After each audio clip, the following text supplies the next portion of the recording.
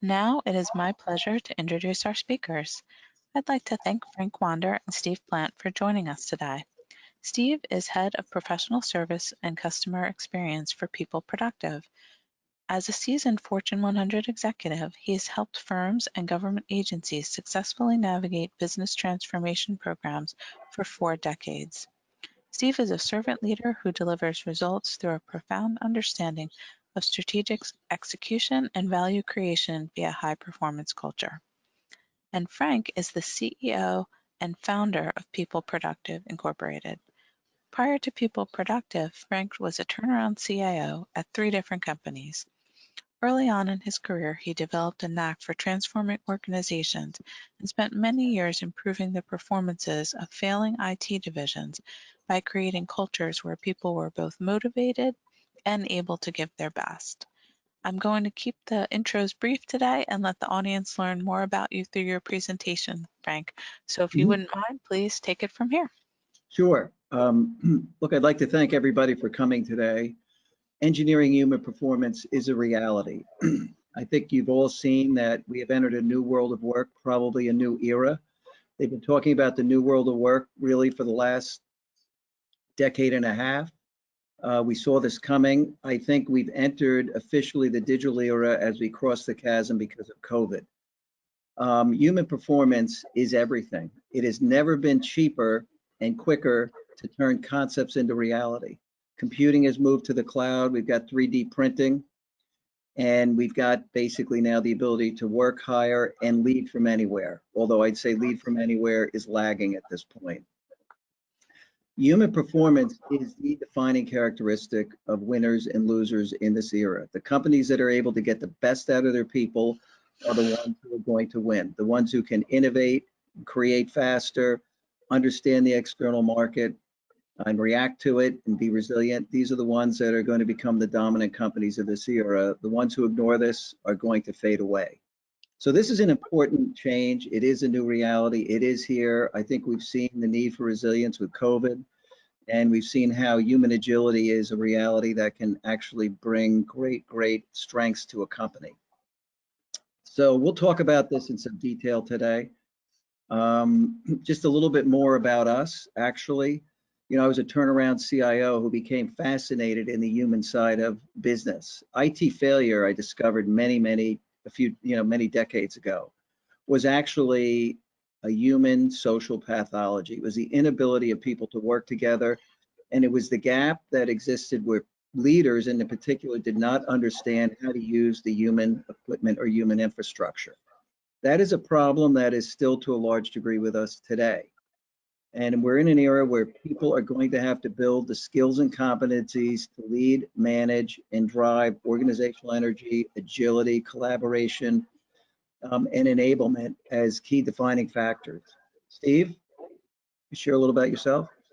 Oh yeah, Steve Plante here. It's a pleasure to be here with all of you. And again, thanks for attending and listening to what we're going to present today. I have 40 years experience, largely around enterprise level transformation programs.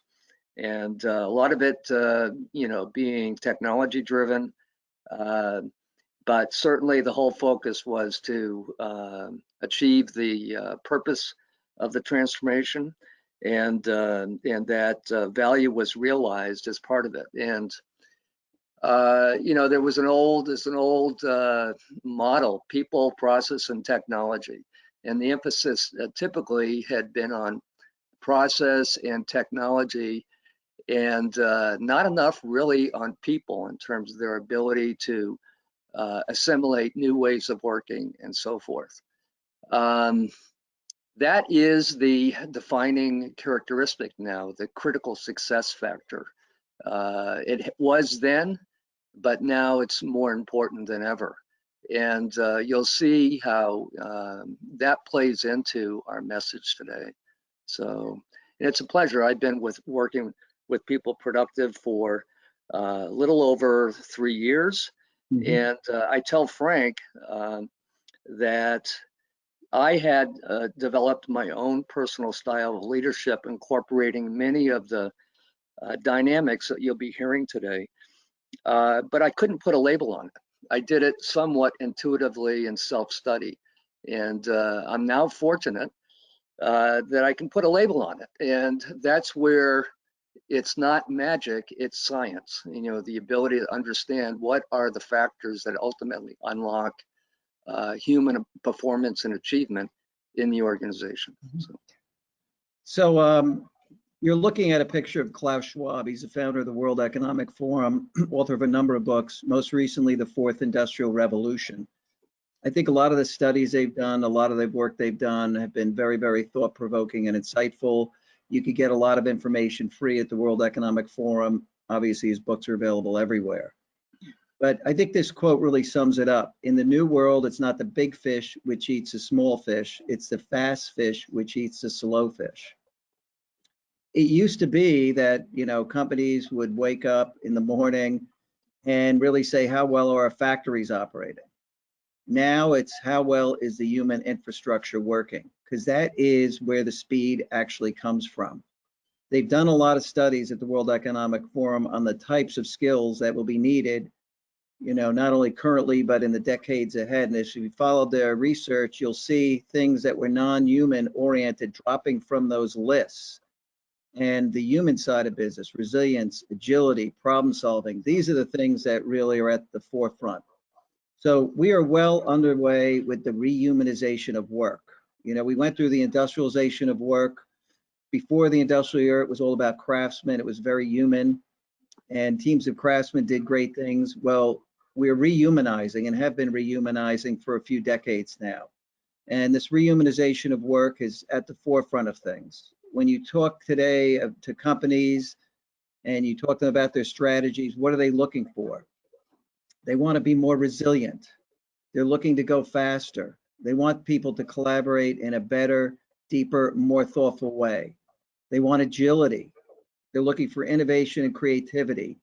They talk about the human emotional experience, the customer emotional experience. These are things that you just didn't hear 20 years ago.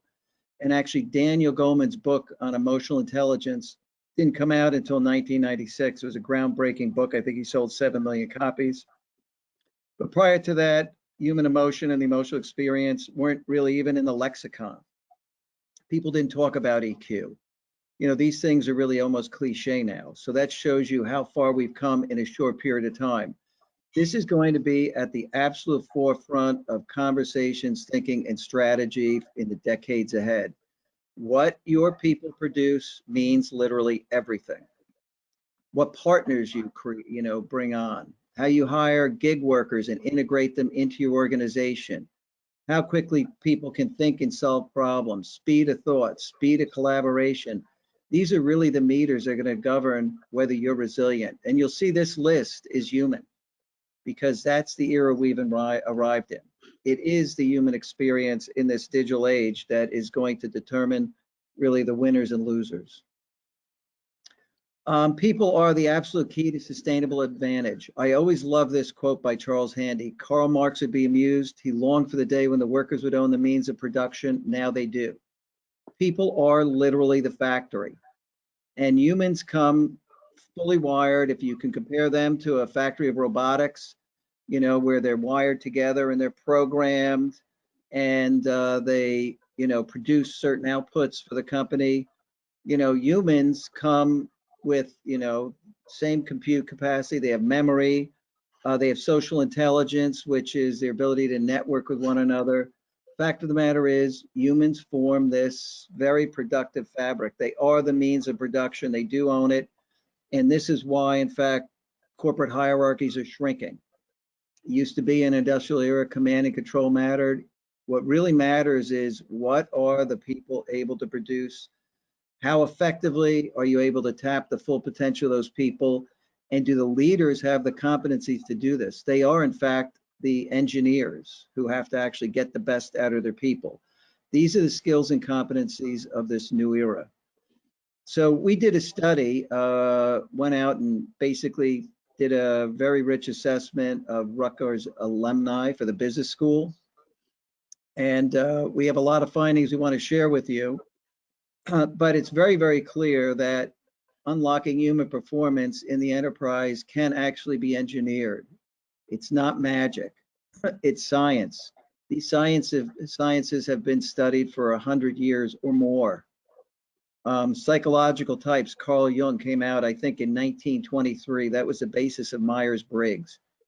People have been talking about the social sciences and looking into them: industrial organizational psychology, social psychology, humanistic psychology. These things really have shed incredibly deep light onto the human side of business.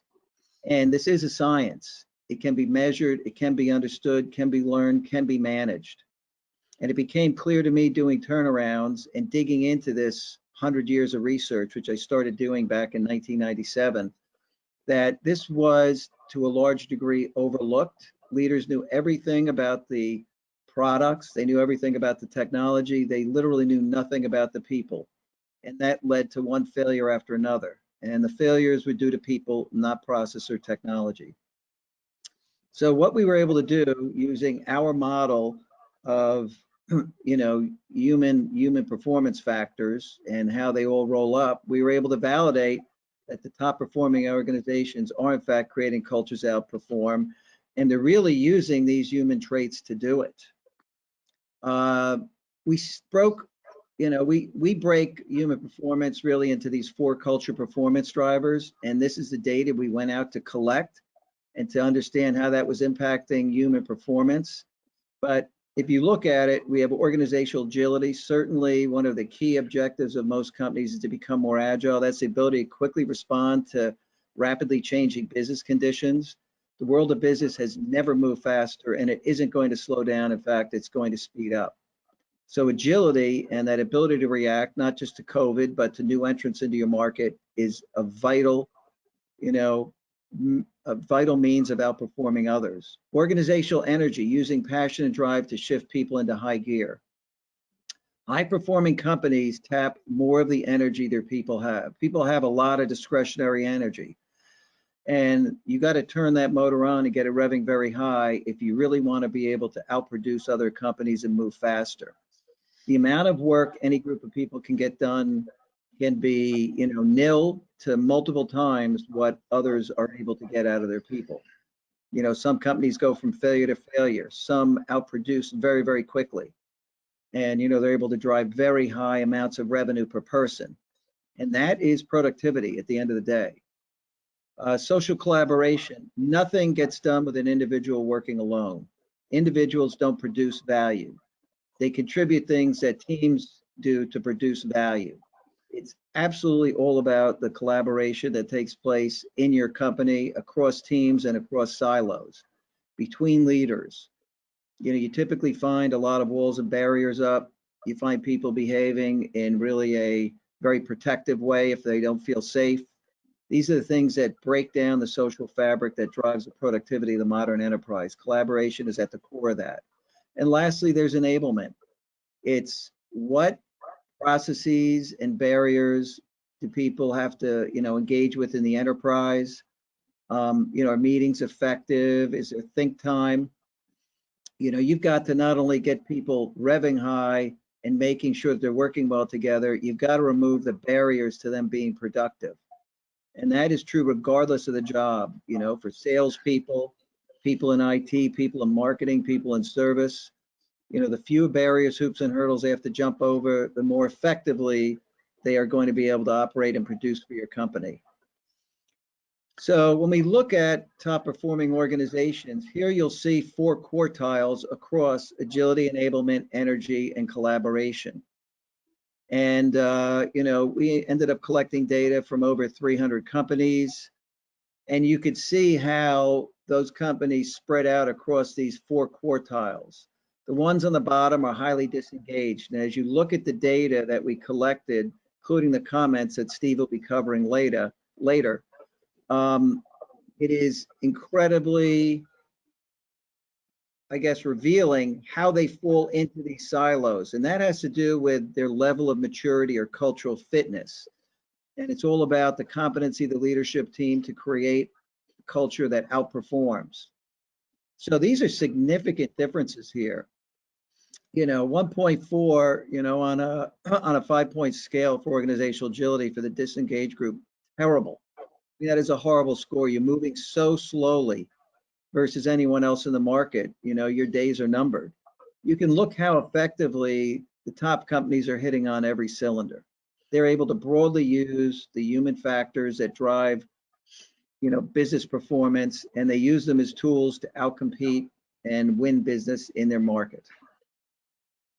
So Margaret, I'll turn this over to you now.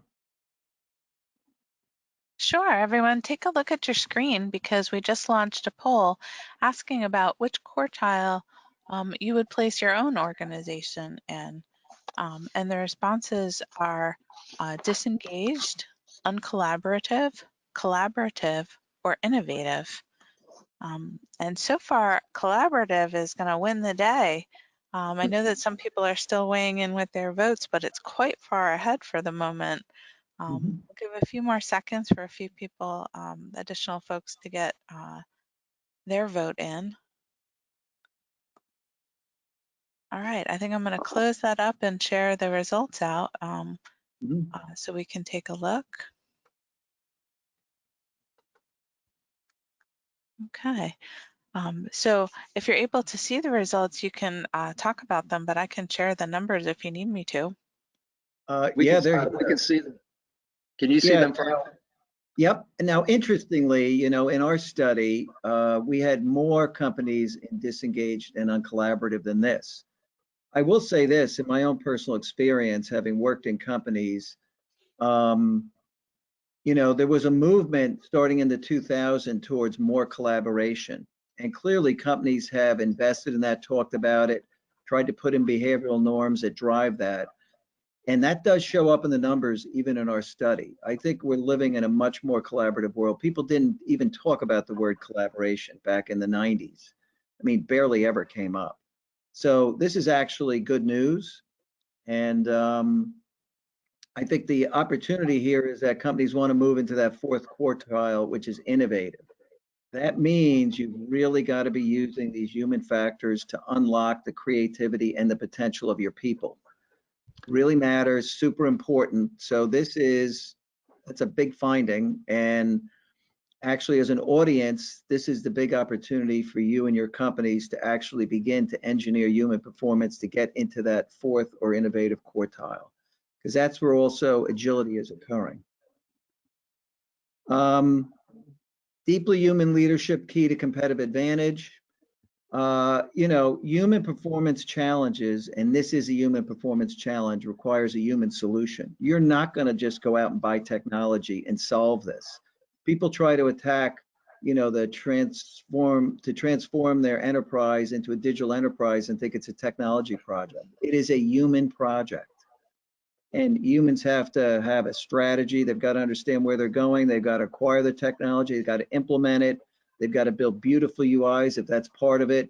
At any rate, you can buy all the technology you want. You're not going to get anywhere. It's the humans that transform that into competitive advantage. And if you have a human performance challenge, you absolutely need a human solution. So let's take a look at this. Organizations in the top quartile are way outperforming. Here you see the mean performance across, over 300 companies and top performance. So we looked at competitive position, which is, how is that company perceived to stack up in the market? External sensing. Are they looking at the external world? Or are they focused on their own internal problems? External sensing is really just super important in this world. Who are you competing against? What are they doing? Where are they going? You need to know that because you've got to react. You can't really be very agile if you don't know what you're reacting to. Financial performance needs no explanation. Growth trajectory, I think that's self-explanatory. Innovation performance, how well are companies innovating? Leadership excellence, and top place to work. You will see leadership excellence is a key driver of performance. Great leaders create great companies. You can put absolutely great people in a poorly led company and you're going to get poor performance out of them. They're going to react to that environment And people don't do what leaders say, they do what they do. That's science. The reality is when you put very collaborative people in an uncollaborative workplace, pretty soon they too start shutting down. And what was the perception of the people relative to being a top place to work? You can see what an advantage the top performing companies have against the mean. More importantly, let's see how they're doing versus the bottom quartile. Leadership excellence, 158% better than perceived performance, the lowest quartile, 42% above the mean. Top place to work, 168% better than the lowest quartile and 38% better than the mean. Innovation performance, 135% better than the lowest quartile, 29% better than the mean. Growth trajectory, 86% better than the lowest quartile, 29% above the mean. These are huge gaps. The people in the lowest quartile, it is pretty hard to ever catch up because you've not only got to fix the culture, then you have to begin to implement all the change and transformation. So unless you're really in a protected place and you're producing something under patent that people can't really steal from you, you're going to have to compete. And there are companies that have protected positions. Certainly, they've been able to, build a certain amount of protection. But it is easier than ever to out-innovate and out-compete people because the cost of turning concepts into reality has never been lower. Every one of these online, cloud computing services has a free tier. Anybody can come in and start to build something for free and get a team of people, and they can assemble that team from anywhere in the world. They can collaborate from anywhere. They can lead from anywhere. So the world of possibilities has never been bigger. And companies that are in that first and second quartile have a very, very serious problem.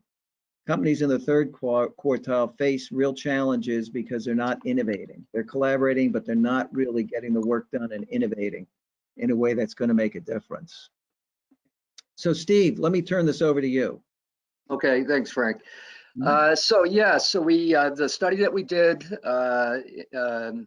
involved over 300 organizations, 319 to be exact. And the mean culture score on a 5-point scale was 3.19. So that's at the very low end of the collaborative quartile that Frank was talking about. And you see the scores here with respect to the 4 culture performance drivers that Frank described with respect to organizational agility, enablement, energy, and social collaboration. Agility and enablement measure below 3, 2.9. So that's a high C. Energy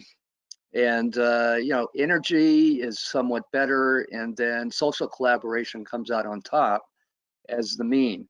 By the way, the poll, 71% that came in as collaborative, that also is, in the mean range or the median range, if you will. I don't know exactly between 3 and 4 where you might stand, but organizations, we had, 40% of the organizations in the study showed up in the collaborative quartile, and that was 125 organizations.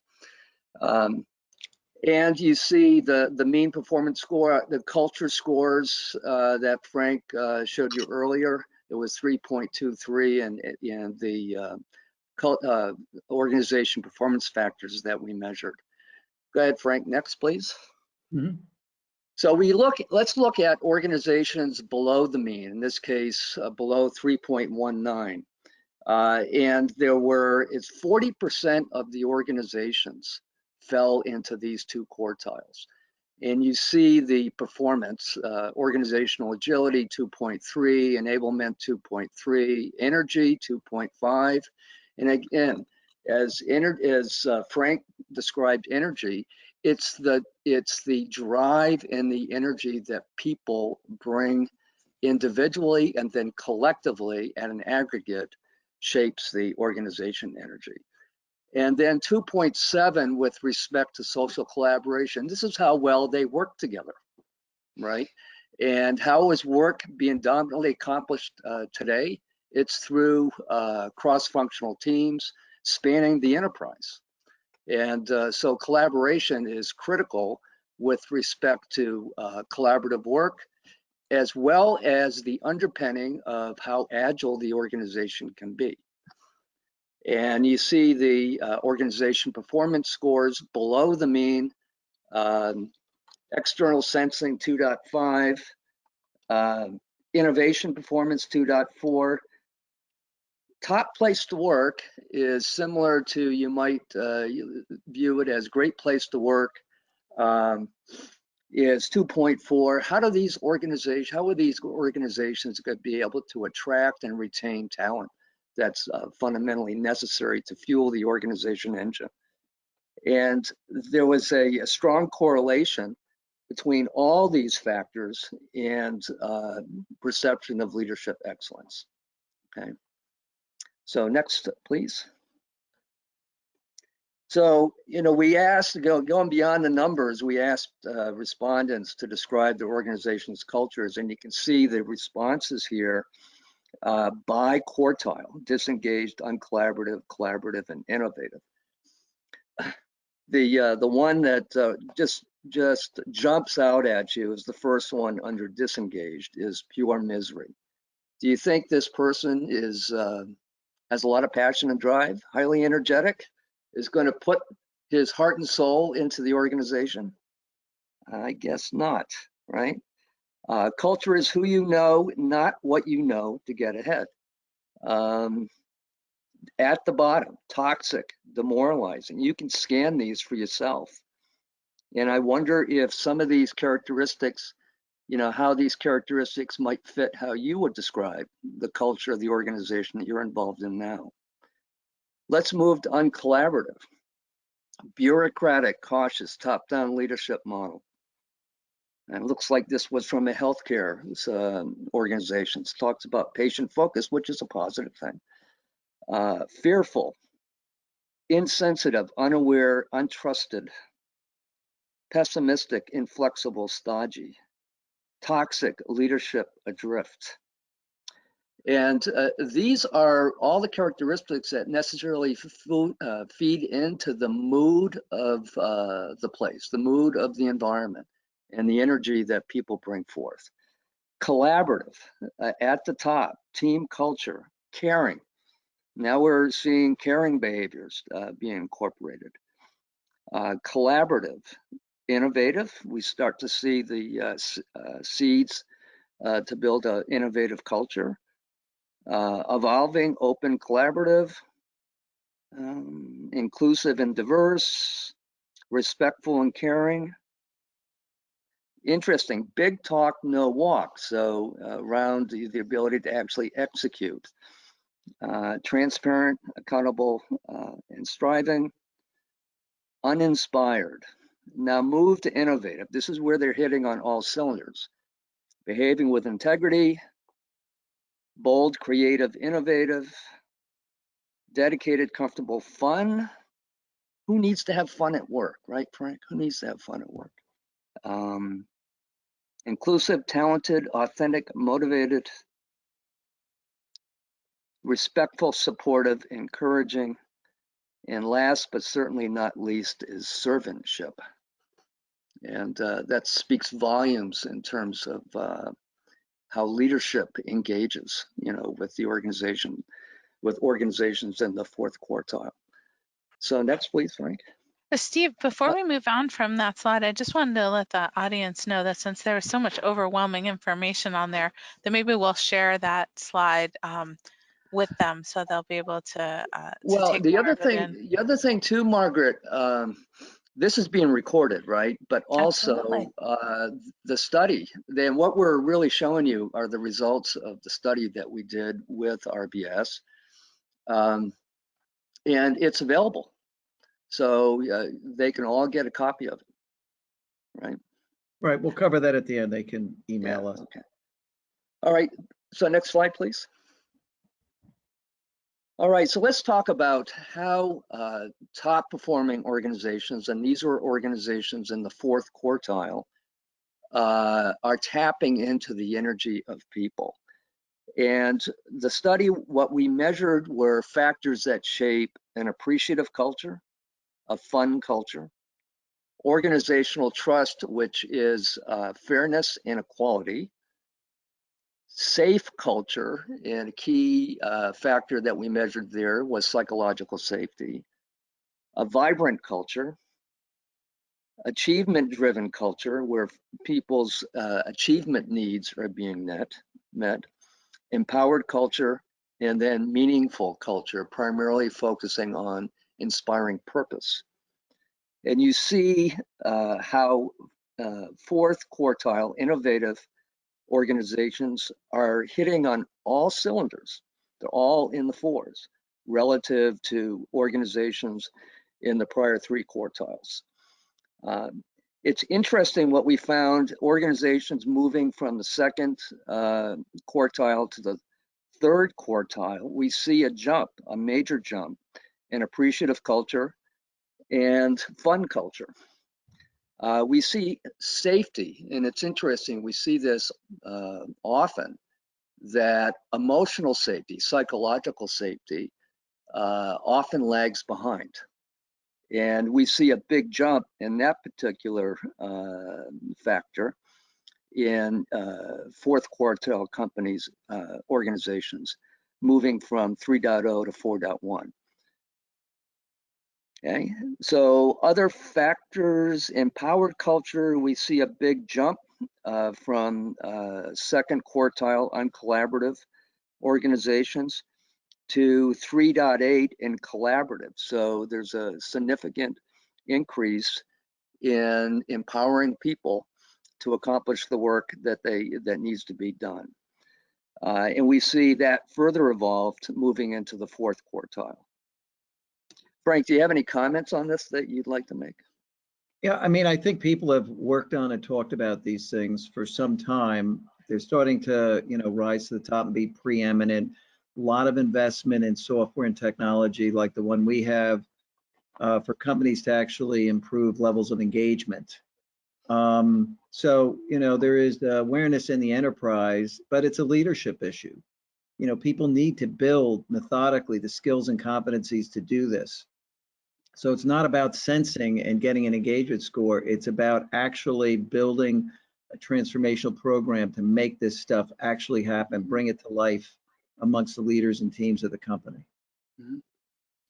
Okay, next slide, Frank. Mm-hmm. All right, so let's talk about collaboration. So top performing organizations really have leaders who model that collaborative behavior.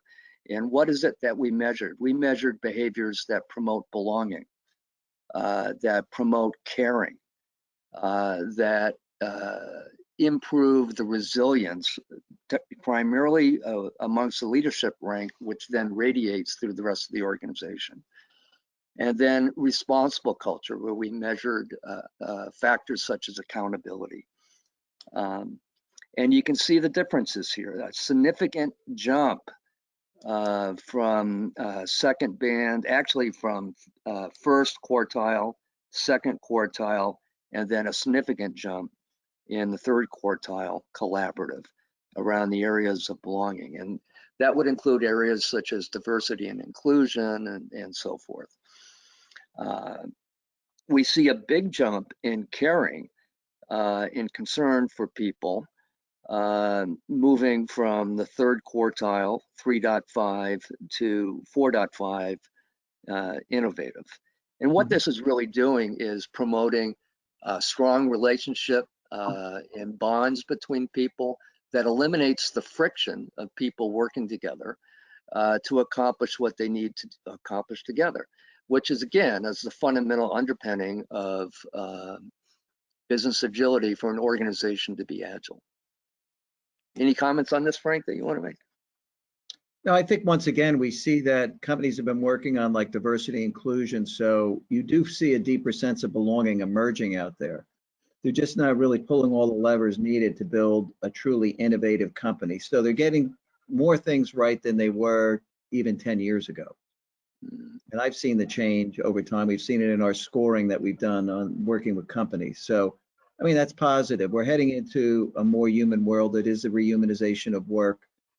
And, what your people produce means everything. Next slide. Okay, so creating an environment that really unlocks the ability for people to cognitively engage, uh, execute, think, solve problems. We measured factors that address execution, as well as uh, factors or conditions in the work environment that promotes these capabilities in terms of execution, thinking, and solving problems. And we see that, again, organizations below the median in this first and second quartiles, they're really not providing the ability for people to cognitively engage and be productive the way they need to be. And then we see movement primarily in the area of execution in the third quartile, but still lagging behind with creating a work environment to be highly productive. And then we see again, organizations have addressed conditions in the execution in terms of their ability to execute in the work environment. And the factors that we measured in the study, and this is just a subset of what we can measure, but it's actually a very interesting mix. And we looked at think time or dedicated think time, interruption-free time, project and program governance, so that was primarily around execution, the ability to execute around programs, and then work-life flexibility. And what, interruption-free time itself is pretty significant. People don't realize that that consumes 28% of people's productive time during the day based on research. And then once interrupted, it takes your brain to 23 minutes on average to get back to where it was before it was interrupted. So it's a significant drag on people's ability to cognitively engage and Hey, and Steve, solve just a quick problems. time check. It's 12:39. So, Okay. okay, so All right. So we don't have that many let's more to move go. into top performing organizations are more agile. Again, on the foundation of high energy and high collaboration. What we saw was a very strong correlation. We also with the agility of the organization. So what we basically what we saw was coincident with increases in energy and collaboration, agility rose pretty much in step. And what also increased was as we moved up the scale, moved up the quadrants, we saw external sensing increase with respect to organizations being more open and monitoring what's happening externally and then feeding that back into the organization. And then what we saw also is underpinning agility, because agility fundamentally means change, the ability for organizations in the third and second quartiles, the fourth quartiles in particular, they execute well around programs. So if you can't execute around programs, you're not going to be agile. So next, Frank. And then finally, what the top performing organizations in the fourth quartile do considerably different from organizations in the other quartiles is they provide time to think, which is now, many organizations are either too busy to think or don't value providing time for people to think. And it's, but one of the defining characteristics of fourth quartile organizations is they provide that time, which then allows creative thought to bubble up, take shape, and drive innovation. Next. And so we did some pretty serious statistical analysis on all the factors. And what you see here are correlation coefficients. And if you look down the organization culture score column, we had very positive correlation, strong correlation with top place to work, with respect to how people viewed their circumstance in the organization. and also with leadership excellence. And then if you look down top place to work, the strong correlation with financial position, growth trajectory, innovation performance, etc. And then financial performance, strong correlation with growth trajectory, external sensing, and so forth. You tie these all together, they're all have a very strong positive correlation as a cluster. But it highlighted in blue here, leadership excellence is the hub that drives all of that. Right. Next. And then Frank, you want to wrap it up here? Yeah, we'll just wrap it up. We're a company dedicated to human performance engineering, and companies who want to unlock the full potential of their people. We have, the tools and consulting services, advisory services to help them do that. That's what we do. Every company should be working to move up and become really agile and innovative, because that is ultimately the winning portion of the game. So, Margaret, turn it back to you. Absolutely. Great job, Steve and Frank. Thank you for sharing the results of that study. And one of the first things that I wanted to talk to you about was, I know that this study got started in a pre-COVID environment, and I don't recall if all the surveys were completed by then. But by the time we went into kind of a lockdown environment, for the most part. But I'm curious about your thoughts about doing this again now that we've all endured, Oh, definitely. Yeah, pandemic, and see we're what talking changes. doing it annually, so we're very much committed to that.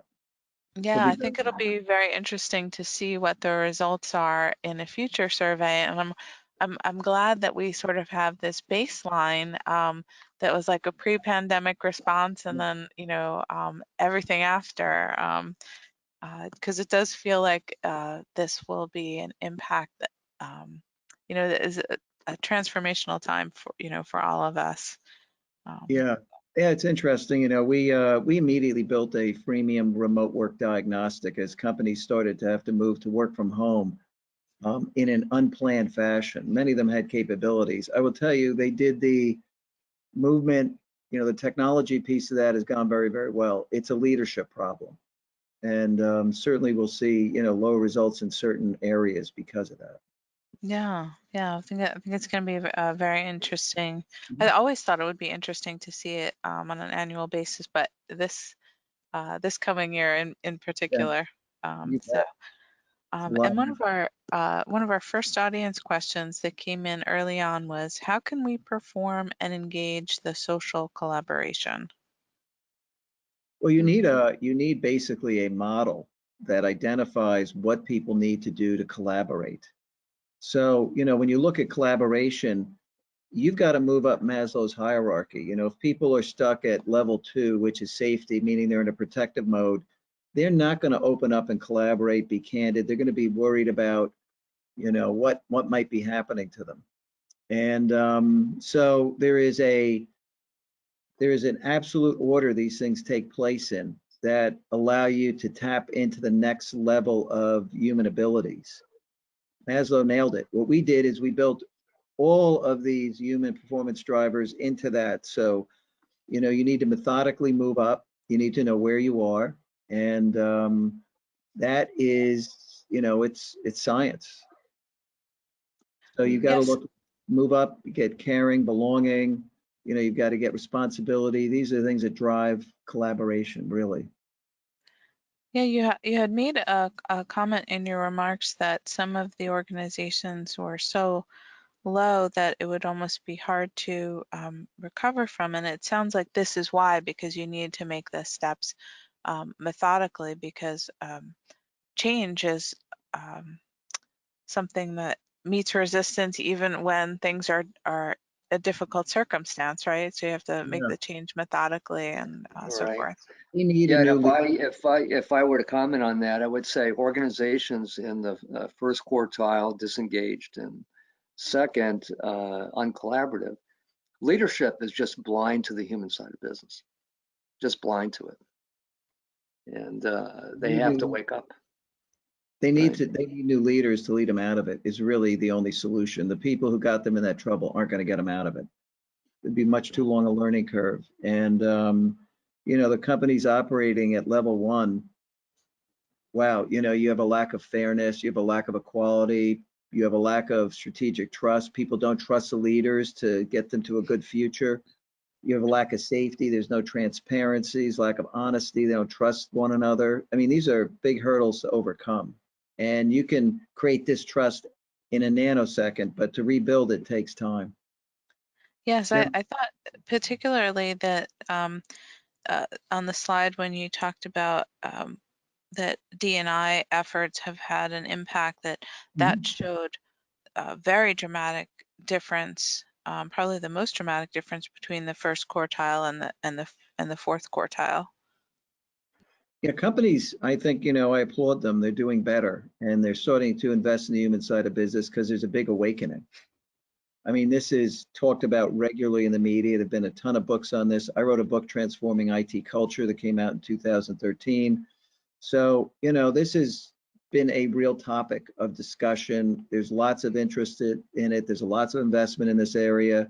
The companies that are going to dominate this area will be the ones who master the competencies on the human side of business, measure it, use it as a tool to outcompete. These are the winners, and it's going to become more and more important, not less. Yes, yeah. One thing that struck me as funny, and I think our regulars in the audience know this, but I take notes on these. I learn from each of these webinars as much as you guys, our listeners do. But it was something that struck me was it was funny to hear the term mean culture, because talk about a human side of things. I immediately what thoughts back to junior high and like almost like a Mean Girls kind of a thing came to mind first, and then I was like, oh yeah, statistics. I remember that too. That's Um, funny. but we had another great question come in that I wanted to share with you. Mhm. Um, how can you convince your company that they shouldn't work in silos? This is, I think there's just an incredible amount of research out there on the power of collaboration across silos. And it's a shame you got to convince them, but the only thing that works is really showing what winning companies are doing and why it matters. The leaders could be totally blind to it, not appreciate it. It's likely. It is a bit of an uphill battle, but I always fought those battles, and I managed to build great cultures and give talks on the human side of business, the human brain inside these companies, and built great cultures. And I'll tell you what, they love the results, even if they didn't really buy into it. So the time is ripe. People are well aware of the fact that human collaboration really matters. There's a zillion things written up on that, on collaboration. And Yeah. that's the way. Go do a fact-based approach. I think it's the only way you could possibly win. Can't be a matter of opinion.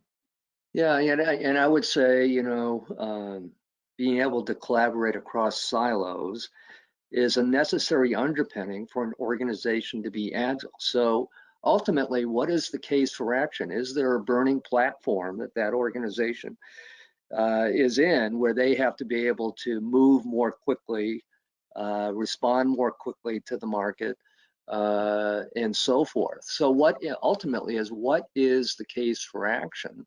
And today, and Frank talked about it, what's king is really agility and innovation, you know. Mhm. Yeah, I agree with you, And Steve. You're bringing yeah, this up, I assume, because there really is none of it, and that must be creating issues in the business. right, If it right. isn't, then in fact, they have a low need for cross-functional collaboration. There are businesses So that have that, they're very happy. They've got a locked-in customer base. They just keep their foot to the metal, producing what they're producing, and they have, patents and copyrights on products. So yeah. I don't know So where I would really. go on to say, are there particular experiences that they had recently, let's say in terms of be able to serve a major customer or be able to, Get a market program. a new product, right? And then basically do some forensics around that and say, would have made a difference, right? If we could actually work together and do this. You know, as the study grows and there are more participants and potentially, you know, several from the same company, I think this would be an interesting question to have in the back of your mind to say, you know, are they working in silos? Are the responses for people who work in the same company, you know, dramatically different? Mhm.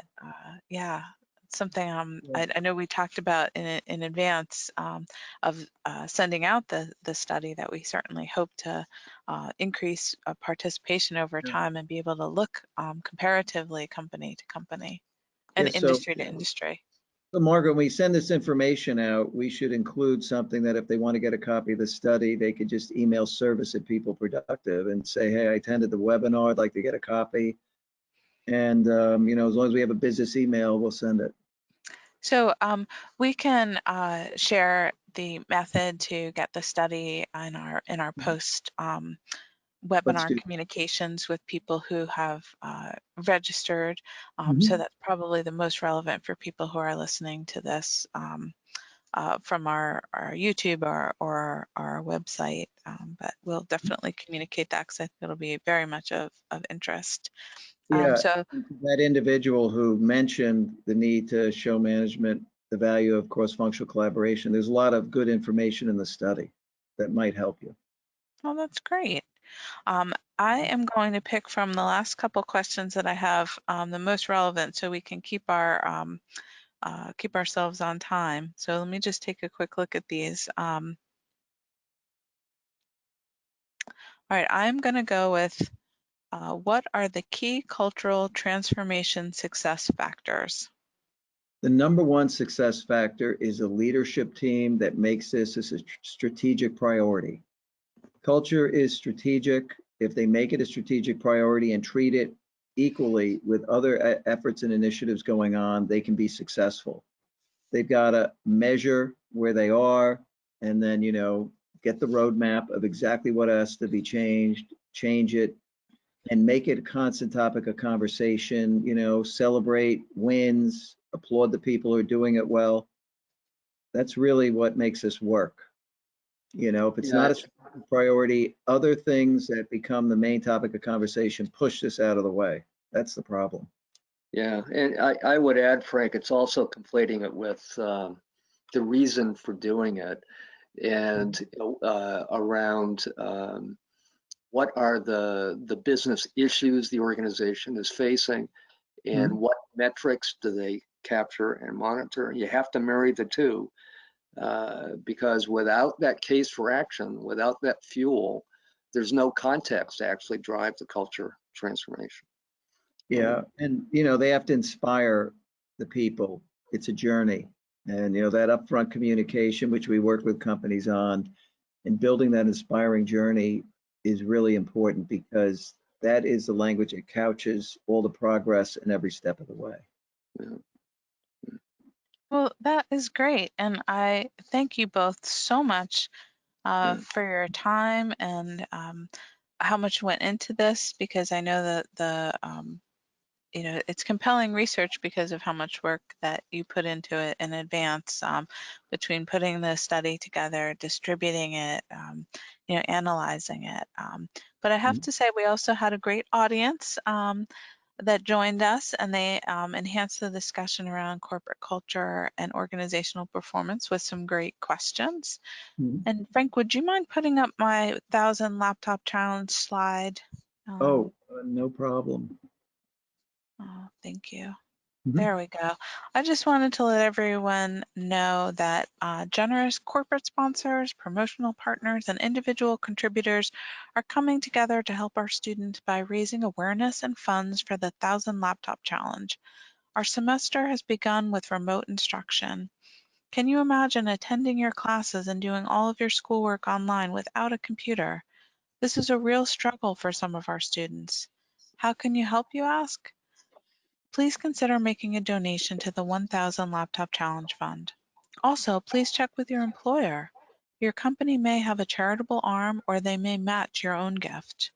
Kindly watch for the email that will follow this webinar so you'll have a direct link to the donation page for the 1000 Laptop Challenge Fund.